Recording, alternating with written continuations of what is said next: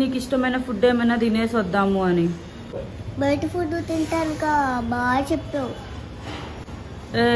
ఏంద్రా మరేంటి మా లేకపోతే ఏరికి బయటికి తీసుకెళ్తావు అంతే. నేనే తినాలనుకున్నా తిన్నావు. ఏమన్నా తిన్నావు అనుకుంటే చాలు ముందుంటావు వద్దంలో. ఐస్ క్రీమ్ తింటానంటే జలుబు చేసిన వద్దు అంటావు. పోనీ పిజ్జా తిన్నావు అనుకుంటే అది మొత్తం మైదారా చెత్త వద్దు తినట్టు అంటావు. వేవి తిన్నామంటే అంత చాక్లెట్ ఉంటుంది దానిలో పళ్ళు పుచ్చిపోతాయి అంటావు. నేను అవునా డైలీ తింటాను పుచ్చిపోవడానికి. పానీపూరి తినాలి అనుకుంటా మురికాలో పక్కన అంటావు.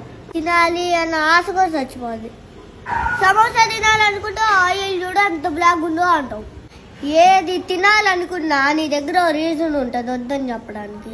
ఇక దేనికి నేను బయటికి రావటం అన్నీ చూడ్డానికి అన్నో తెచ్చుకొని. అరే ఎక్కువ అవుతున్నాయి. ఓ మమ్మీ మళ్ళా పేరుకి బయటికి వెళ్దాం. నీకు ఇష్టమైంది తిందు. ఎవరికి ఇష్టమైంది బయటికి తీసుకెళ్తామంటే సిస్టమ్ నాది కంట్రోల్ నీది. సిస్టమ్ నాది కంట్రోల్ నీది.